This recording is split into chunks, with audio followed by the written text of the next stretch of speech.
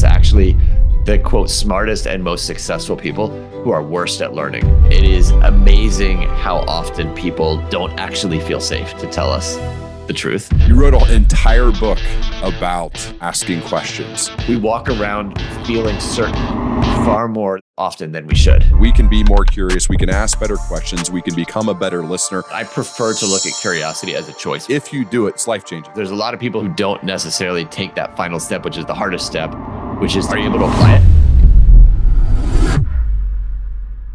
Jeff, welcome. It is awesome to have you here on the Learning Leader Show. Thanks for having me. Great to be here. I'm curious, you were a magician in high school, and I believe a number of members of your family were also magicians. That's right. What does being a magician, how does being a magician help you become a better communicator? Well, when you're a magician, the number one thing you have to obsess about is the other person and how they're perceiving what's going on. Because you're essentially, as a magician, trying to deceive them. And so you've got to put yourself in their shoes and say, what are they seeing? What would they be thinking? If I communicate it this way, how's that going to impact them? And so for a magician, you're doing it for deceptive, or you could say entertaining purposes, but it builds a muscle, I think, as a communicator and as a leader to say, how is this other person experiencing me? What is it like behind the scenes as a magician? Because to me, I am fascinated by, like, wait a second, especially the guys you're up close with. I was at like a golf event, I remember, and they had one of these magicians going from table to table. And I literally think, how in the world is that possible? Like, some of these tricks just made no sense. It was like real magic. I'm just curious, what's the process like for you to learn those tricks so you can fully deceive people? The best way to start is by watching someone else do it. Okay. Not surprisingly in any learning process.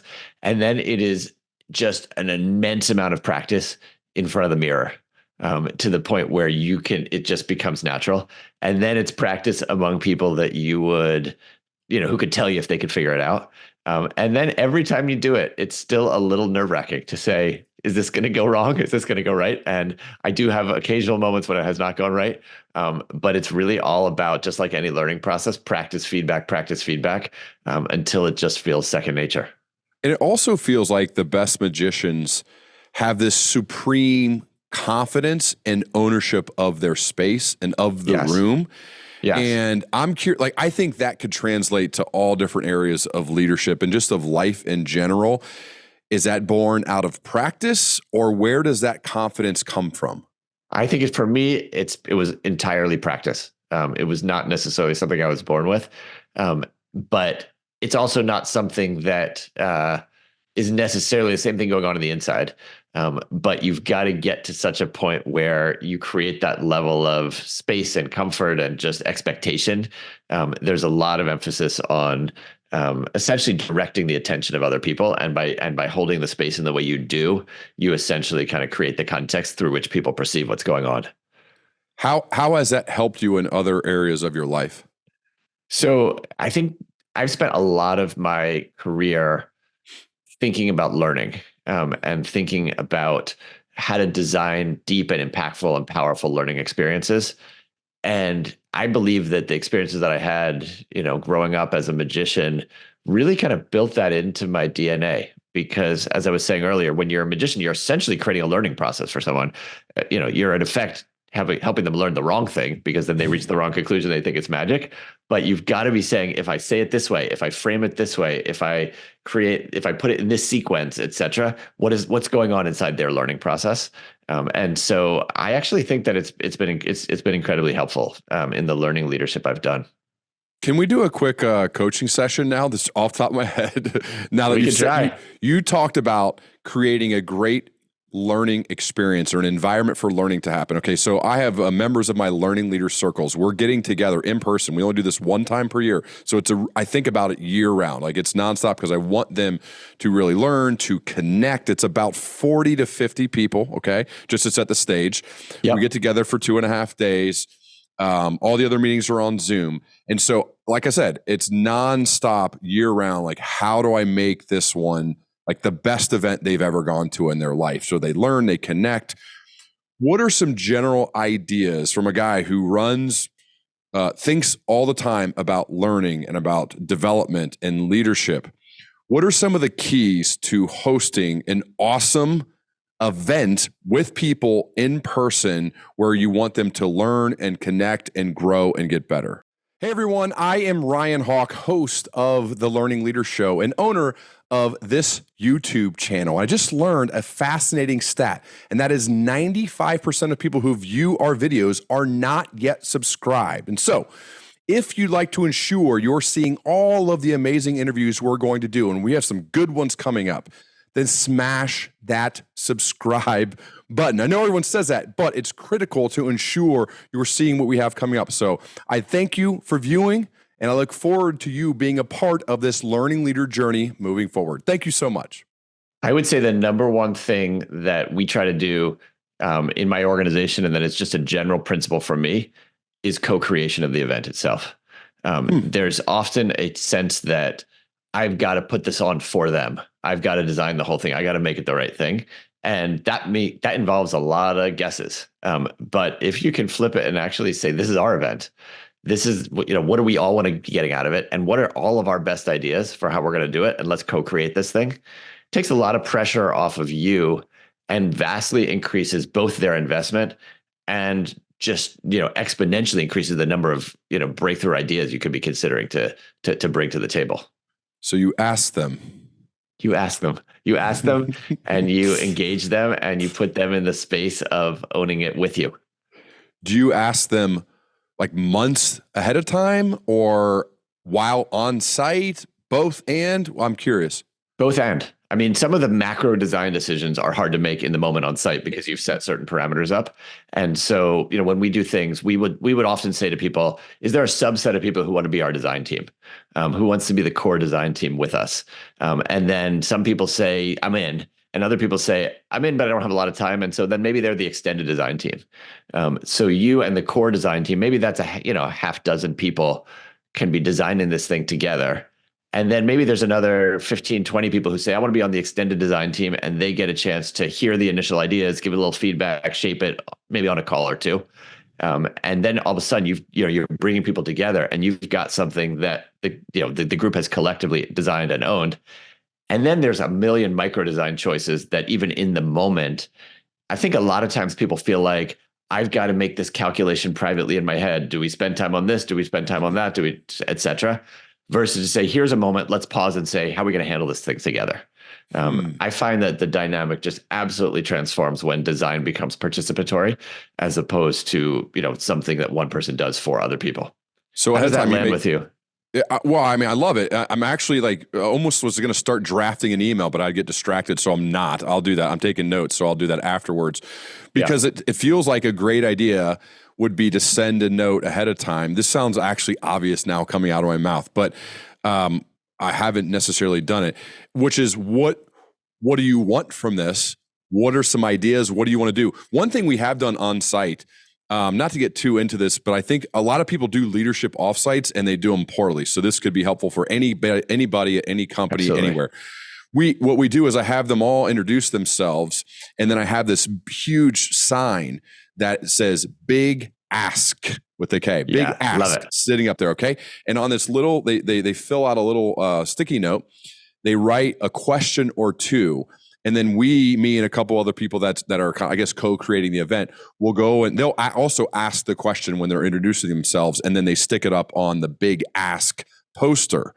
And what this does is I make sure that every single person's question is answered. Sometimes there's too much to go in depth, but sometimes what happens is that someone else, as they're listening to them intro themselves, they hear the question, they go, oh, I got that. And this could be anything, wide ranging. I got the answer. And so they pull them aside and they have a 10-minute conversation in between a meeting, which we try to allow a lot of space for that. And boom, they become friends and that person got their question answered. So there is a bit of co-creation there, I guess, with the big ask poster. I love it. I love that. Yeah. And so this could be an extending that to the design of the whole thing.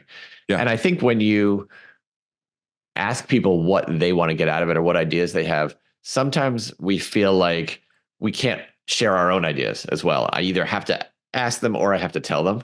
But I actually think there's space to do both. You can say, here are some of my starter ideas. I'm holding them loosely. Want to know, what do you want? And also, do you have reactions to these starter ideas as well? You wrote an entire book about asking questions. So I get a ton of pitches, Jeff. You could imagine probably like 30 to 40 a day. But when I saw that you wrote a book about asking questions, I thought, I need to go deeper here before I respond to the team that you're working with. And then I went down the rabbit hole, Jeff, about you, and I thought, I got to talk to this guy because you've done the work. To me, collecting great questions and then just this overall mindset of asking has changed my life. Quite frankly, I've done this for 9 years when it comes to my podcast, and asking people to come on the show and then asking questions has changed my life. What is it about asking that has made it, that is so interesting to you that you said, I'm going to write a full book about this? Yeah. Well, I'm obsessed with learning. I just think that the opportunity for us as human beings to raise our game, unlock our potential, is enormous. That is my passion and my purpose in life. And anytime I see a missed learning opportunity, to me, that's kind of like a mini tragedy. It's a missed chance for us to actually get better and grow. And in a variety of roles that I've held, I have watched this pattern of missed learning opportunities happen all over the place, and I've experienced myself. And the specific missed learning opportunity I'm referring to is the opportunity to learn from the people around us. Every single one of us is surrounded by people. I mean, I'm talking about our colleagues, our customers, our clients, our bosses, the people who serve us food, everyone who's got something that they could teach us. They have ideas, insights, feedback for us, perspectives, observations that could literally be game-changing for our understanding, for our improvement, for decisions that we make, for innovations we try to pursue, et cetera. But what I've watched over and over again is that far too often they don't actually tell us those things. It stays stuck in their heads and in their hearts.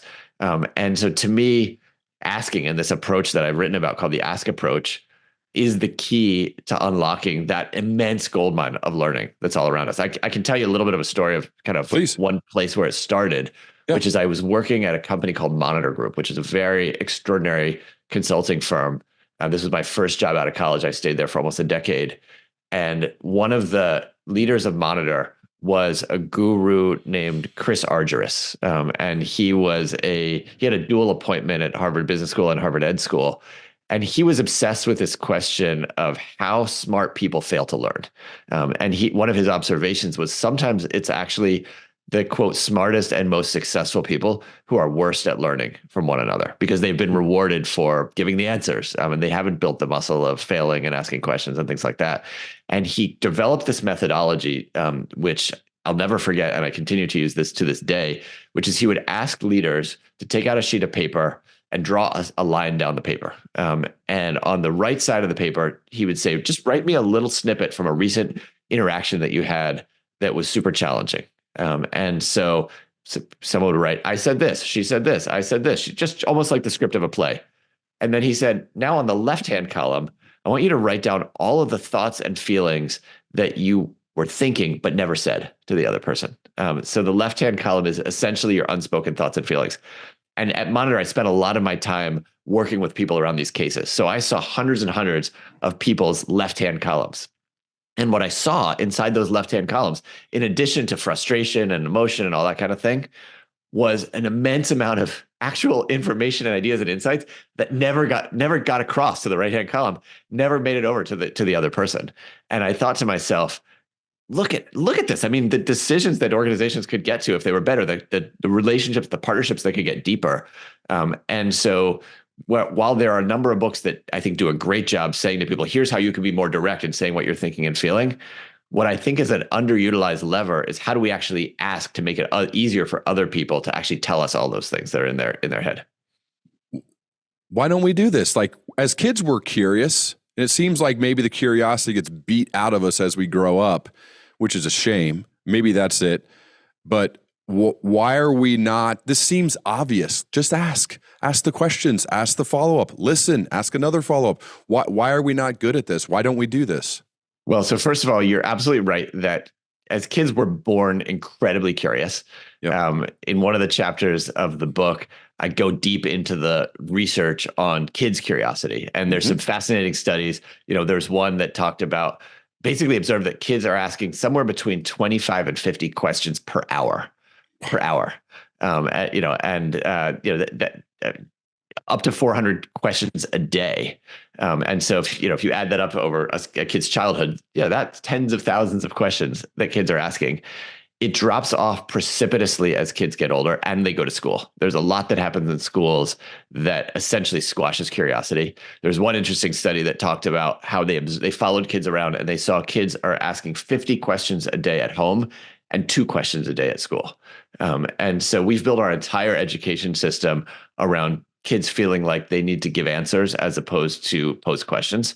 So there's a whole bunch of that stuff in terms of how kids are socialized. But to your broader question of like, why don't we ask more questions if it's so powerful to do that? I think there's a few reasons. One is that it doesn't actually occur to us to be curious. We walk around feeling certain far more often than we should. And in the book, I talk about what's the mechanism for this, which is essentially we've got a whole set of assumptions and ideas and mental models about how the world works. Then we walk into a situation and we essentially just go confirm that. We select information that confirms, this is what I thought about this person, this is what I thought about this issue, et cetera. And we quickly develop stories that essentially just reinforce what we believed in the first place. And so we have this sense of like, yeah, I know how it's going to go. Here we go again. And this all happens in microseconds. So we're not even aware of this. So I talk about in the book, this idea of we're all stuck inside our own certainty loops. And if you're feeling certain about something, why would you ask a question? It would be logical to just continue to talk and share and not ask questions. So that's one of the reasons. And we can talk a little bit about how to break out of that certainty loop if you like. But there's a couple other, I think, real barriers to people asking questions as well. Go ahead. That one puzzles me because I actually feel the opposite. Okay. I almost feel like I never know what's going on. So I always have to ask. I'll just take an example. Last night, take my daughter to lacrosse practice and we got there a little early and the coach was there and she agreed to work with her. And I think I probably asked the coach, I don't know, 5 to 10 questions before she started working with her about different ways to play the sport and to practice and what we could do at home and equipment and all this stuff because she's brand new at it. She's a little young kid. Then went to soccer practice and had more questions there after that. And then I went to a banquet late night. It was kind of a busy night, banquet late night. And, you're sitting around random strangers or people that you've seen at school, but you don't really know that well, ask about what they do. Oh, that's interesting. Oh, you got promoted. And it's just a series of questions that, and maybe this show actually, now that I think about it, helps with that. But I feel like the entire night was just a series of questions. And if I analyze most nights, that's kind of how it goes all the time. So maybe it's because there's just a lot of practice, and I'm spewing this out in real time, Jeff, for you. But that to me doesn't line up with, I feel like, how I live, or am I just not aware enough to realize that this? I think you are an outlier. Is my assessment of what you're saying. It's very rare for someone to show up in all those different circumstances that you just said and pose questions. I mean, you do it obviously for a living in terms of all the podcasts and questions that you do. Maybe that's it. Maybe it's the repetitions that help, you think? I think part of it's the repetitions that help. And I think what's helpful about the repetitions is that you get feedback back to say, when I ask a question, I learned something interesting. And also when I ask a question, it doesn't shut the other person down. And my sense is that you're a naturally curious learner in the first place. But when I look at the kind of spectrum of humanity on this dimension, you are like far out on one dimension. I think that's incredible. And I think you're a model for people. Are you? I feel like I feel like I'm in that same zone as you. When I get on an airplane, I am constantly sitting next to somebody. I'm constantly thinking, who is this person? What's their life story? Where did they come from? What are they doing? What is that thing they're thinking about and working on? And I don't know that that's the norm. Do you probably get asked to lunch and coffees a lot? Yeah.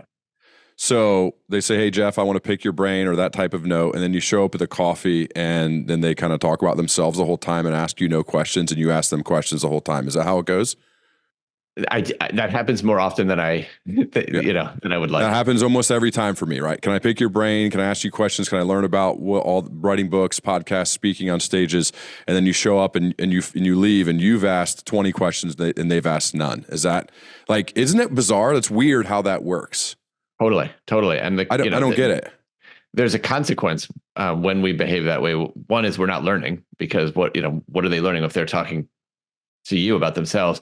But two is there's an impact on the other person as well. And there's some really interesting findings that talk about how when we ask other people questions, it actually brings them closer to us. It makes them want to engage with us more, et cetera. And the flip side, I think, is also true. I've had long conversations with my wife about this. My love language is curiosity. Me too. So like that goes both ways. So because of those lunch and coffee things, which I don't do as much or ever anymore because of so many bad experiences, which is kind of a shame now that I think about it. But when I talk with her, I've told her this, I wrote about this in a book, that when you ask me questions, like I fall in love with you. Yes. Totally. Now I'm always asking too, right? Because I think curiosity is the ultimate form of respect, and it shows interest. And like you said, there's science by it brings you close together. So when there is this great back and forth with two really curious people, I fall in love. I really do. And I think those are the people I want in my life. I love being around curious people who ask questions. So we have this awesome back and forth of I'm asking you, I'm asking follow-ups, and then you're asking, and it goes back and forth. And I think like that's the juice, man. Like that's the thing that I'm always in search of. Amen. Same thing. My wife and I, when we have people over or we go out, we sort of say like, wow, they asked us great questions, or they didn't ask us a single question. And for me, it's a barometer of my own affinity for somebody. Interesting. When you do go out, like what are some of your favorite questions? Let's say they don't know who you are, right? And you're at a dinner party or a random thing, and you meet somebody and they seem interesting and you want to learn about them because you're a curious guy. What are some of your favorite questions to ask in a situation like that? My favorite questions are all about stories. I think there's so much that's wrapped up in stories, because they can bring in not just data and information, but also people's emotional experience in life as well, and reveal their values.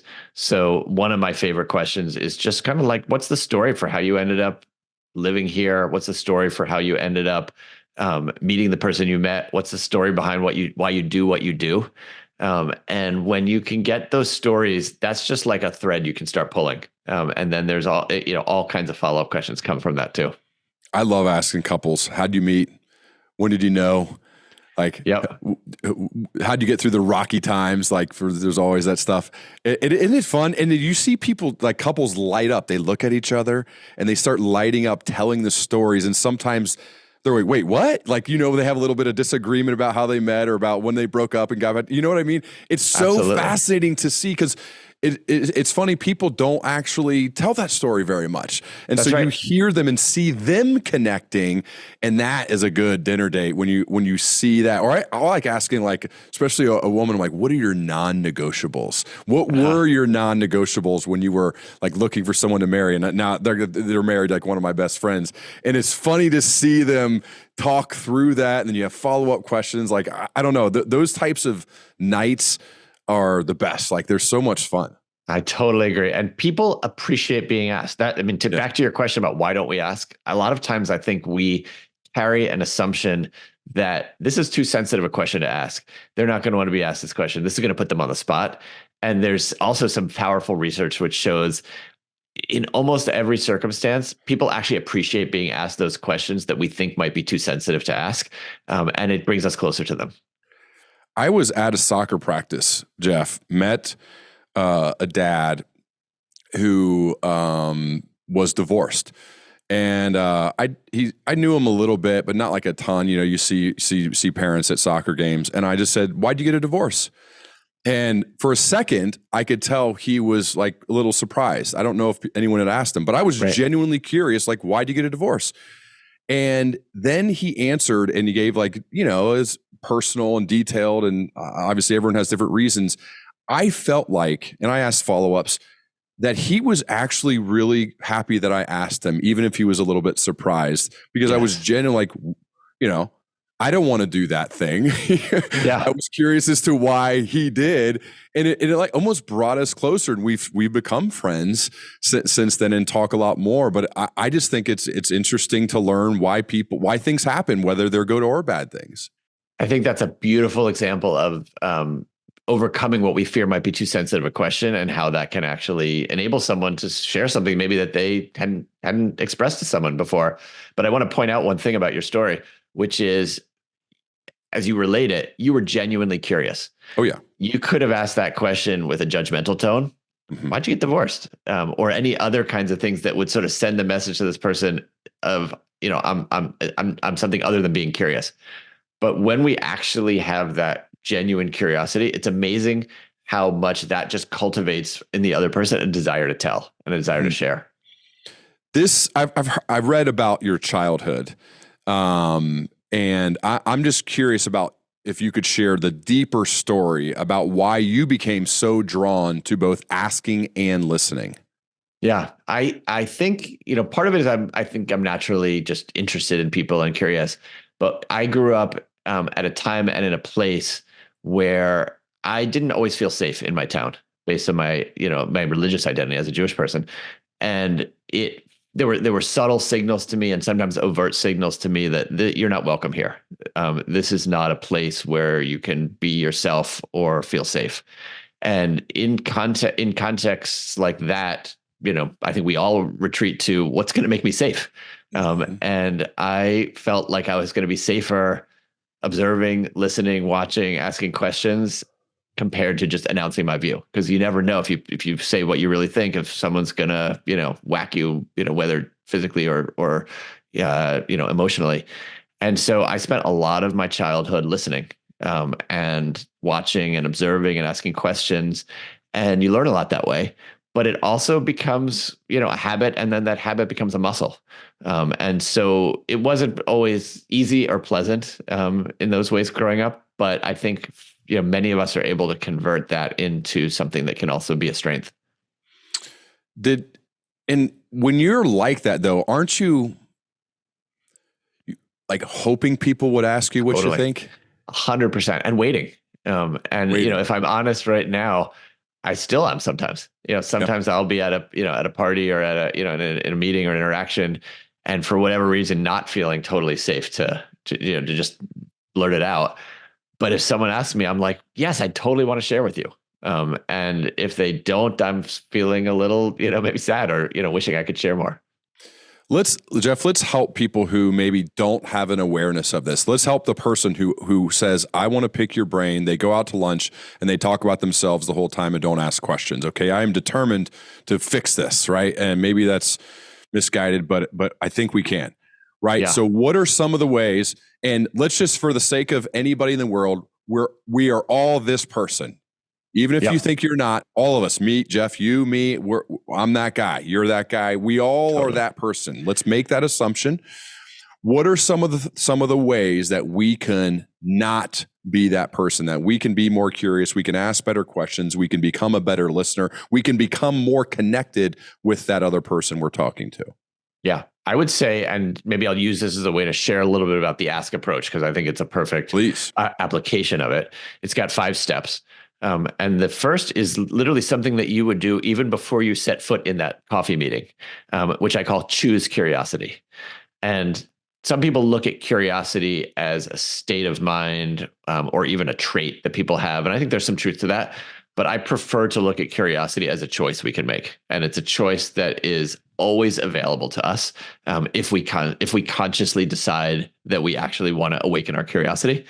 So I think the first thing that we need to do is to actually say, I'm going to put myself in a curious mindset as I go into this. And there's one single question that I find to be particularly powerful in getting into that mindset. And that question to ask ourselves is, what can I learn from this person? And so if I really sit with that question before I go out and have coffee or before I meet with somebody, and I'm thinking to myself, what can I learn from this person? All of a sudden I'm thinking to myself, all right, well, maybe I can learn how they got here. Maybe I can learn what their advice would be for me. Maybe I can learn what was one of their best moments or their hardest moments or different things like that. So by centering on that question of what can I learn from this person, which I kind of infer might be one of the perpetual questions you've got at the front of your mind, that can actually start to get us into that curious mindset as well. Does that make sense? My friend Larry Seiler, he wrote this great paper about this time. He was in Washington, D.C., and he met a guy cleaning up the streets. And he had a son, and so he's really values curiosity. And so he started asking questions about the city and about the area to the guy who was the trash man, or like cleaning up. And the guy said it was amazing interaction. And he walked away when he spoke to his son. He said, "Son, you need to treat everyone like a mentor. You can learn something from everyone if you're curious, if you ask questions." I've never forgotten that story because it's so true. And I feel like that is choosing curiosity as opposed to just walking by that person or thinking he's below me because he's cleaning up or whatever. It's treat everyone as a mentor. You can learn something from everyone. And if you make that choice, as you said, right, part one, choosing curiosity, that then opens up the opportunity to learn. Right. But that's exactly. A choice. That's a choice. That's an intentional choice that you have to make as opposed to just being like, well, I'm better than you or there's nothing to learn. No. We're going to choose curiosity in all of these situations. You never know. Okay. So that's one. Okay. I know there's 5 parts. What's 2? 2 is all about actually making it safe for the other person to tell you the truth. Because even if I'm curious, that doesn't mean that you're going to feel safe or comfortable sharing with me. There's a huge body of research, which I think is incredibly compelling, by Amy Edmondson on the topic of psychological safety. It is amazing how often people don't actually feel safe to tell us the truth. I learned this the hard way myself as a leader when I stepped into my first kind of major operating role, and I thought I was curious. I thought I was asking all the questions, and we had a sort of a near disaster happen under my watch because people weren't feeling free to actually answer my questions with the truth and tell me about the problems that were going on. Thankfully, we averted it, but it was a very close call. And I learned a lot about what makes things unsafe for people. People often think, well, maybe he's going to judge, maybe they're going to judge us for what we really think. Maybe it's going to harm our relationship. Maybe it's not even worth my time. And so we have to go out of our way to make it safe. Part of that is kind of creating connection on their terms. One of the, I have a teenage daughter, and I love to know what's going on in her life. And when she comes home from school and I say, "How was your day? What happened?" I get almost nothing. I get fine. But if I stay up till 11 p.m. and sit in her room, once everything is kind of like, she doesn't want me to leave. She just wants to talk and tell me everything that's going on. And so part of making it safe is actually finding the right context that's not right for us, but right for the other person for when they want to. Lots of leaders talk about, I want to take my meetings, taking a walk with people because more can come out. So we've got to figure out that. Part of making it safe is also being vulnerable ourselves, opening up. So actually letting them know why I'm asking, why I really need to know and need to learn from you so that they actually realize it's a good use of their time. And I think to me, the most important part of making it safe is actually what I call radiating resilience, which is essentially saying to the other person, I can handle whatever you're going to tell me. And if I have an emotional reaction, which I might because I'm human, I'm not going to blame you for it. I'm gonna kind of take responsibility for my own emotional reactions. And there's a lot of different ways that we can do this, but all of that adds up to actually making it safe so that when it comes time to asking the questions, we're about to get we're going to get what's really going on for the other person. Leading with vulnerability, radiating resilience, doing it on their terms, go for walks, be in her room at 11 o'clock. I find driving side by side with teenage girls. I totally agree. Really good. Or when you go out to restaurants, sit at the bar, side by side, sometimes opens, the TV sometimes, it can be a little distracting, but it also opens up, makes it easier for those conversations to happen.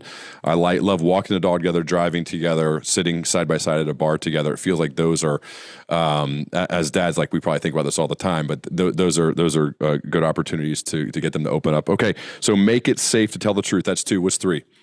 3 is now all about the questions. Posing quality questions. And this is all about expanding the repertoire we have of questions. We all have, some of our go-to questions that we ask, but it's a pretty narrow and limited repertoire. Lots of research shows that leaders think they ask questions, but if you look at the transcripts, like at best 15 to 20% of the time people are asking questions, the rest of the time they're actually telling things.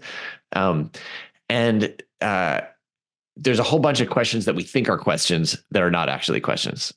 So sometimes that, there's things that I call clumsy questions, which is like, you might ask 4 questions at once and then state your view at the end. And it's like, what's the person supposed to do with that? Or sneaky questions where you're actually asking a question like, don't you think you should see a therapist? Have you ever considered that? Which is, that's not really a question. And then of course there's attack questions as well. Quality questions are totally different than those kinds of questions. My definition of a quality question is a question that helps you learn something from someone else. And so in the book, we talk about a whole taxonomy of questions. The first is what I call hear the headline, essentially asking people, what do you really think about this issue or this question or this topic or et cetera? And it's amazing to me how often people don't tell us the actual headline, like, where do you really come down on this? Unless we ask them. They might think it's obvious, or they might not want to actually just put it out there. It might feel too confronting. But if we just literally ask any number of those questions, we can hear the headline. Many of us stop there. But the next set of questions that I talk about are what I call dig deeper. Everybody's headline comes from somewhere, comes from a set of information that they have, comes from a set of life experiences that they have, comes from stories that they have, et cetera. We've got to dig deeper. Where does that come from? What makes you think that, et cetera? And then finally, if they don't already do this, I talk about see what they see, which is not just like, why did you believe this? Or, what leads you to think that? But give me some examples. Tell me some stories. What are you seeing that I might not be seeing? And so that kind of sequence of questions from hear their headline to dig deeper to see what they see is a really powerful way to get a much more kind of colorful and textured and full understanding of what people are thinking and where it comes from. There's a couple other categories of questions that I think are really underutilized. One of them is what I call requesting reactions. A lot of times we, even if we ask someone what they think, what we rarely do is ask them, what do you think of what I think? So what might be the holes in my own perspective? If we were to say, here's what I'm thinking about doing. I mean, we could go back to your coaching scenario at the beginning where you would, if you were to say to the people coming to your gathering, here's some initial thoughts I have. Help me poke holes in this. What am I missing? What else should we be thinking about, et cetera? That's an example of requesting reactions to what you're doing. And people, the thing is that people have those reactions, but if we don't request those reactions, they're likely not, they're not going to give it to us unless they really feel safe or invested to do that kind of thing. And that I just wanted to point back, as you said, it's really important that you've created I guess a safe space for them to actually tell you the truth. That's where make it safe comes in. Yeah, exactly. So if you do like the good boss, bad boss exercise, one of the things that usually comes up in the bad boss side of things is they tell you to, hey, what do you think? Give me feedback. Let me know. What should we do? What am I doing wrong? They tell you that, but they don't actually mean it versus the ones who tell you and actually mean it. It's they've created that safe space because I've had that boss who's like, oh yeah, I want feedback. And the second you start giving him feedback, I'm thinking of an actual human right now. The second you give them feedback, they get really defensive. They explain it away. They tell you why you don't have all of the full story. So that's why what you're telling me isn't accurate. You go, oh, no, you don't actually want feedback. You said you did, but you don't because you asked for my perspective. I shared it and you don't like it because you can't handle it.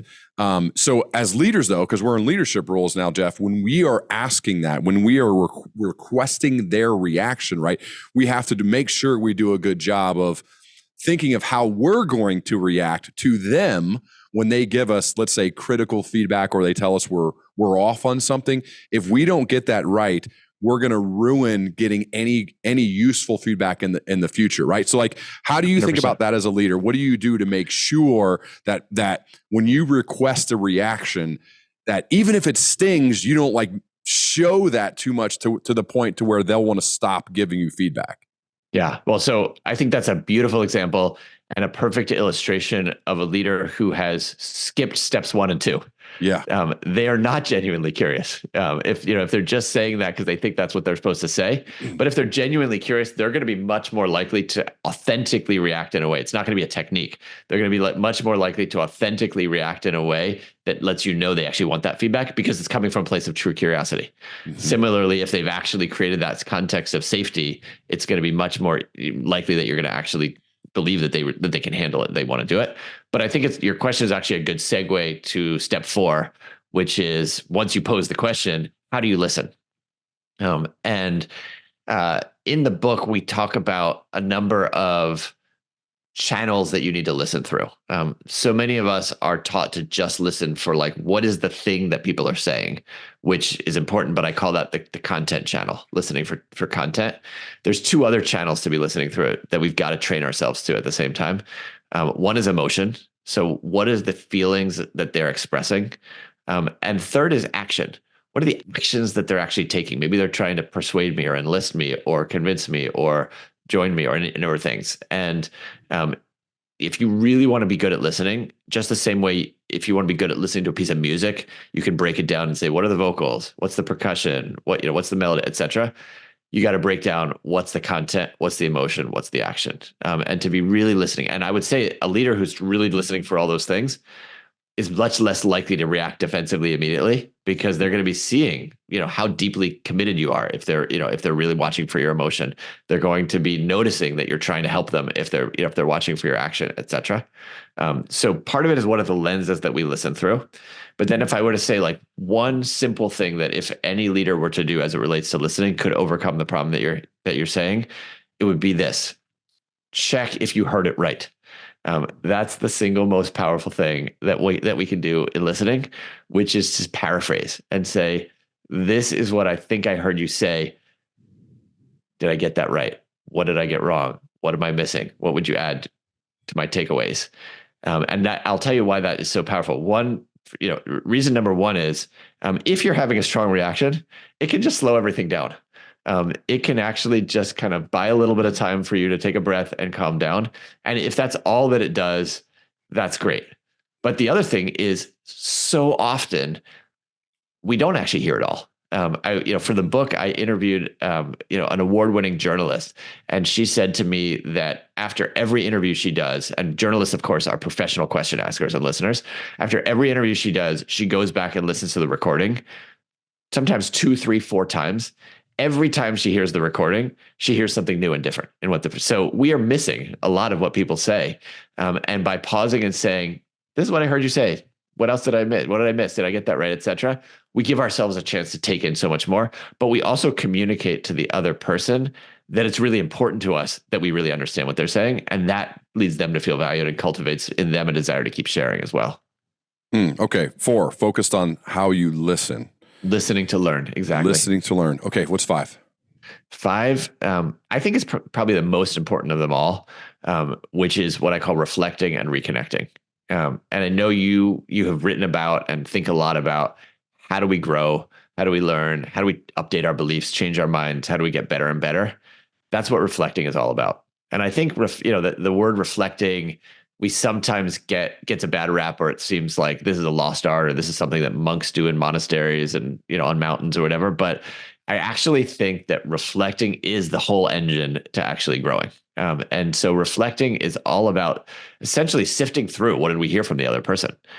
Sometimes this can happen in the moment with the other person. Sometimes this can happen afterwards. But it's basically saying, what can I take away that's of value from the other person? To update my thinking and ideas and mindsets, to influence the actions that I take. And sometimes, if we're lucky, to actually give us like a deeper push in terms of our, this is something that's really provoking or adding to or challenging some deeper held assumption I have, or way of being in life, or value that I have, et cetera. And so in the book, I talk about a process of essentially turning it over 3 times what someone says to us. First, to say, how do I update my knowledge? Second, to say, what action should I take? Third, to say, what is any deeper learning I should take from this? So reflecting can be broken down, and it's a systematic process. But what I end with, and I think is an important piece of this, ask approach, is to say, reconnect with the other person. Go back and tell them. And I know you talk about this too, writing people follow-up emails to say, here's what I've taken from what you do. Reflect and reconnect. Because when we reconnect with the other person, we essentially are saying to them, it was a worthwhile use of your time to actually have shared this with me, because you've contributed to my learning. But we also are giving the other person a chance one last time to correct what we took away. and to say, I'm glad you took that away, but here's one other thing, or glad, this isn't exactly what I meant, et cetera. And so it kind of closes the loop to the whole interchange. And I think vastly increases the chances that the next time you ask a question, they're going to want to share again with you because they realize this is a person who's actually takes it in and takes it seriously and learns. That reflecting and reconnecting. It's funny. I was speaking with a long time overperforming sales professional. I'm fascinated by the profession of sales. I did it for the first 12 years of my career. Actually, we are all in sales every day, even if you don't carry a bag or have a quota. But anyway, he still is in sales, has a quota, right? That's part of how he gets paid and feeds his family. And I said, what's the one thing? The one thing that makes you the best of the best. He's one of the best in various industries over the course of decades. And he said, I follow up. I'm like, what? He's like, I follow up. I'm like, well, there's got to be more than that. He's like, I don't know. I'm not sure. I go, can I read what you say? Like when you call them or when you email them, like, can I read what you say? And he's like, sure. And he sent me some of the emails.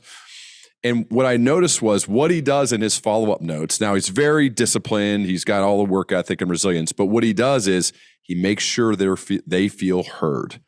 He is very detail oriented and this is what happened during our last meeting. This is what you said you need. This is where we're at. And there's no real selling. It's just making that person feel heard, that you care about them. Because he does. That's why he's the best, because he genuinely does care about his customers. And then, yes, he sells them what they need, but he also doesn't sell them what they don't need.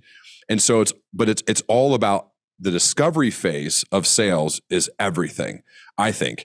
If you ask good questions and you listen and then you follow up and tell them, this is what I heard. I'm going to make sure that I heard you right.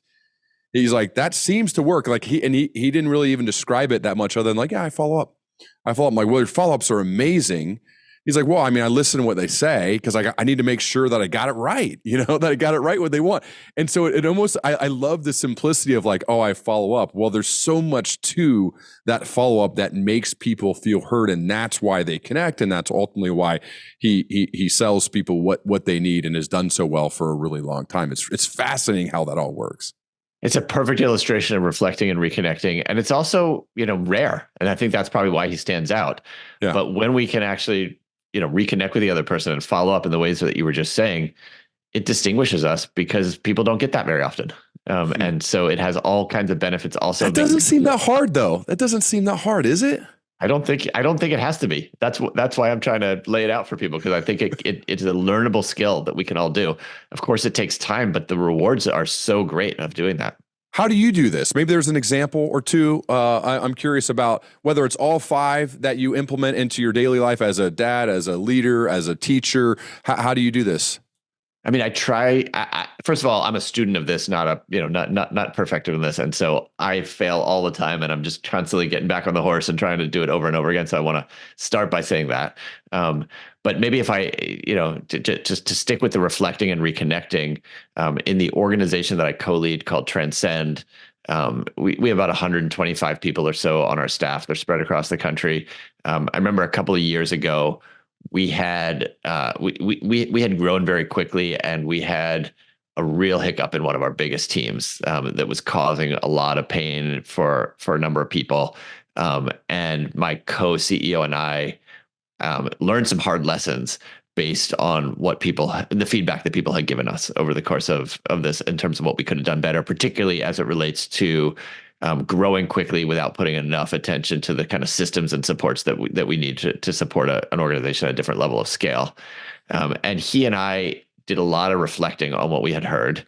And then at our annual retreat for the organization, where we had everybody kind of, together for a couple of days, we did a session where we essentially stood up in front of everybody and we said, here's what we heard from you. And not just here's what we heard, but here's what we learned from it. And not just like we learned that we need to do better at X, Y, Z, but we really thought hard about like, why did we fail to do this thing in the first place? And why, and what caused us to fail, all of that kind of stuff, to a point where I was actually quite nervous that by the end they would have basically lost confidence in us for having exposed all the way to like not just our failures, but like the deepest roots behind our failures as well. I mean, going back to like, I thought about my dad and my mom and what lesson, all that kind of stuff.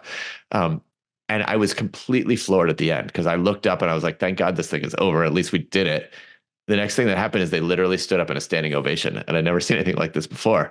And we had people say to us afterwards, this is why I'm working for the right organization, because I have a leader who actually is going to learn from this. I expect all leaders are going to make mistakes, but what's different is that you're actually learning from it and you are coming back to me and showing me what you learned from it. And so to me, that was a massive lesson in the importance of this kind of like reflection and reconnection. What a great example. Okay. Jeff, I want to ask you a question about the interview process for people going into, this is a little specific, going into a leadership role. I don't know why, but I'm fascinated by this process of about how leaders get hired from both sides of it. Okay. So let's start with the person you're going for an SVP role. So you're already been a leader, you're a VP at a company, you're a Fortune 500 company, and you're going for this role. And I know part of them making the decision is on what you've done in your past. I get that that's part of their deciding. But let's say you're in the final 5 candidates and they're doing full-blown panel interviews with questions, and you got to show up as the candidate and blow them away. And I think one of the ways to do this is to be the one who is most curious and ask really quality questions. What are some questions that would be on your mind that you'd want to ask if you're in the final 5 for an SVP role and you're thinking, okay, I should be asking these types of questions or these actual specific questions in the panel interview?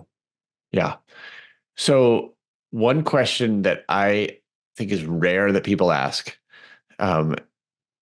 is, what concerns do you have about me?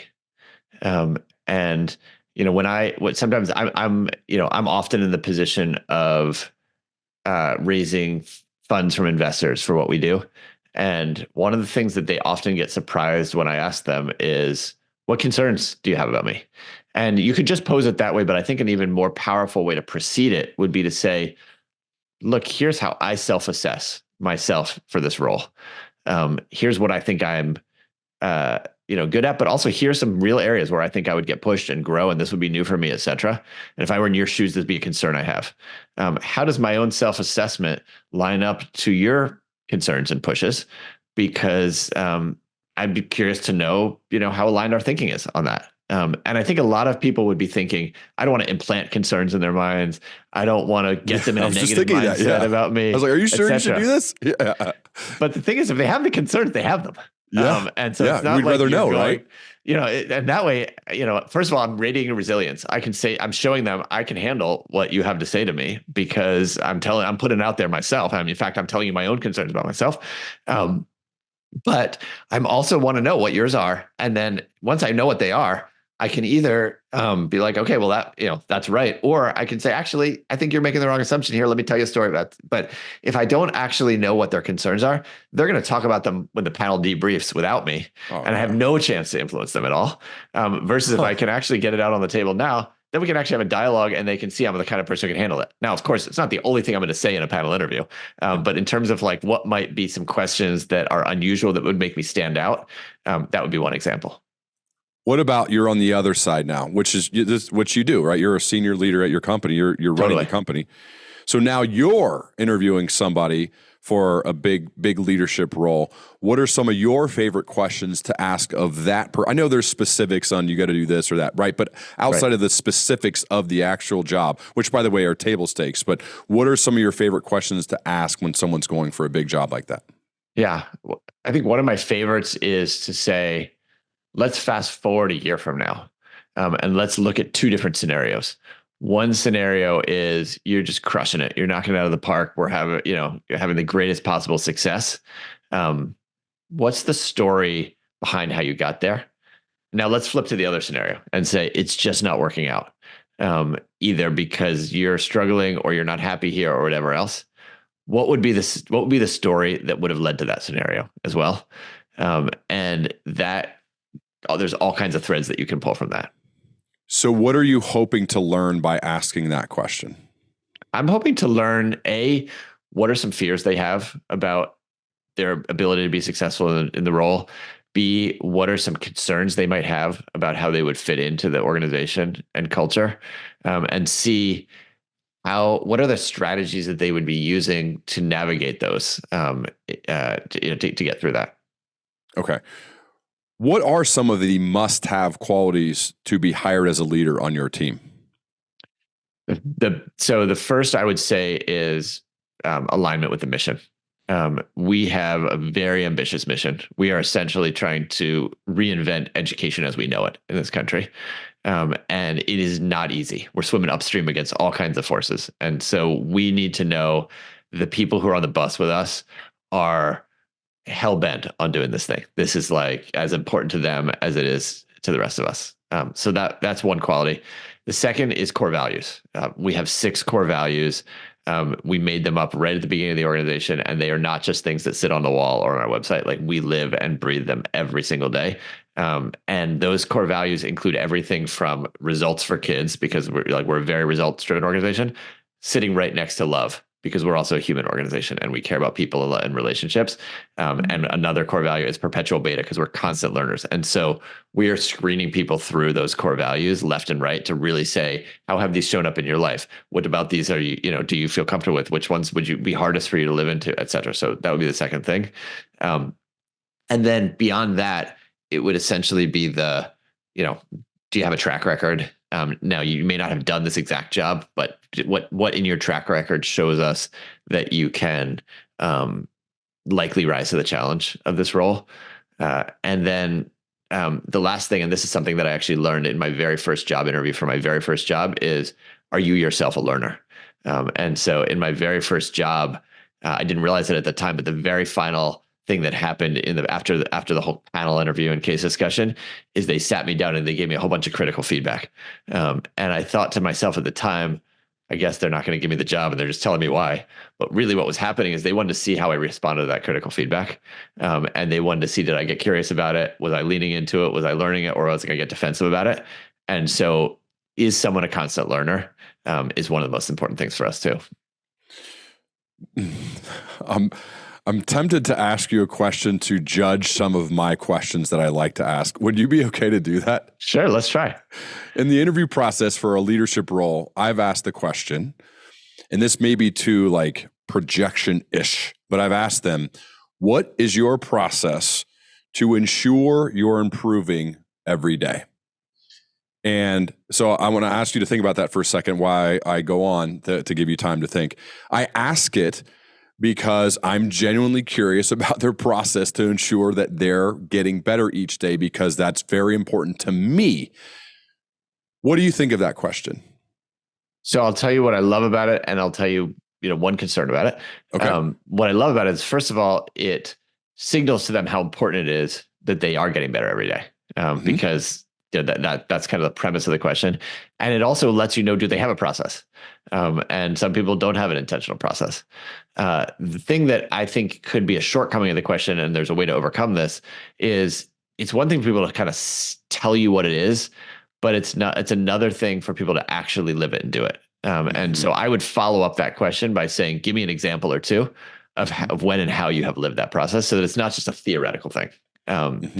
The other thing is that there's a lot of research that shows that it's one thing to be able to learn under situations that are calm, but it's a totally another thing to be able to say, how do you actually learn under situations of stress and threat and uncertainty, when you're pushed to the wall? And so I might also consider asking people, what's your process when that's happened? When you're really triggered, when you're up against the wall, and how does that differ from your day-to-day process as well? Okay. Another question I ask everybody, whether it's at an interview for a job or on my podcast or just in life, is a version of this. What have you found to be the commonalities among leaders who have sustained excellence over an extended period of time? I'll pause for a second for you to think about that. I ask it because, again, I am genuinely curious about what people have found in others that has led them to whatever their version of excellence is, or their definition of it. But I use the word sustained because I'm not as interested in people who have done it once or do it every once in a while, or the one-hit wonders. I'm curious about people who have sustained it over time, and I could ask this to everybody all day, every day, and never, ever get tired of it, what do you think of that question, and how could it be better? Beautiful question. And I think similar to the previous one, it really conveys to people what matters to you. Yes. Sustained excellence over time, and also that you care about people who are studying others and trying to learn from others. And so it both sends a message, but also gives you rich information. And the only thing I would potentially add to it would be to say, and how does that influence your own life and your own work and your own practice? So you're not just someone who's out there studying somebody else, but are you able to apply it? Because there's a lot of people who are good anthropologists and researchers who don't necessarily take that final step, which is the hardest step, which is to actually bring it back to their own work and life and practice. So I might add that. It's interesting when people make up an answer as they go. You can usually kind of feel that versus the ones who actually have thought about it and talked to people and studied it. It's usually pretty quick. And I've asked some people who are quite famous that question on this podcast who are absolutely making it up as they go and have no idea. It blows my mind when that happens. But it does. Maybe I'm too picky or too fanatical about that, but it's important to me. I got one more before we go. I know we're already over time, but Jeff, we definitely need to have round two if you're game for it, because I could talk about asking questions and being curious and being a good listener all day. I've gone to improv training. I've tried really hard to get better at both asking and listening, because I know I still struggle, but it's so critical to be good at this as a leader. But this is more of a general life and career question for you, because you've put together an amazing career in life. And that is, you're meeting somebody a bit earlier in their career. Maybe they just graduated college in that age range. What are some general pieces of life/career advice you'd give to that person? Yeah. I think I'd say two things. One, especially if you're just starting out, don't feel like you gotta figure it all out right away. Try a lot of different stuff. See what sticks, see what you like, see what you don't like, see where you're good, see what you're good at, see what you're not good at. I have a mentor, Jim Cutler, who gave me his theory of decades, which has been just such important advice for me, which he basically said, if you can in your 20s, just try a whole bunch of different stuff, because you're not going to know. In your 30s, dig into one or two things.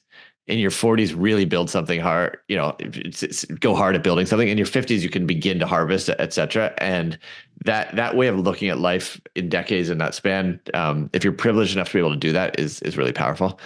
And then the second thing I would just say is, it matters so much more who you're working with and who you're working for than what you're doing. If you can actually surround yourself with people who you want to be with, want to be like, want to learn from, and who will invest in you, that is one of the greatest gifts that you can give yourself. So good. The book is called Ask. Tap into the hidden wisdom of people around you for unexpected breakthroughs in leadership and life. This will not be the last time Jeff and I talk. I am so grateful, man, for you, for coming on and sharing, for writing this book. It's extremely well written. It's useful. I think this is one, if you actually implement what you're learning, which is, I know, a big goal of yours, not just to read and go, oh, that's good. A good story. It's a good book. It's to actually implement it. If you do it, it's life-changing. It literally is life-changing. And I truly mean that. So Jeff, thank you so much, man. And I would love to continue our dialogue as we both progress. This is great. And thank you for being a model of everything in the Ask approach as well. It's not always that I meet someone who really just gets it as deeply as you do. And so it's a pleasure. I'd love to keep the conversation going. Thank you, man. Trying our best, man. Appreciate it.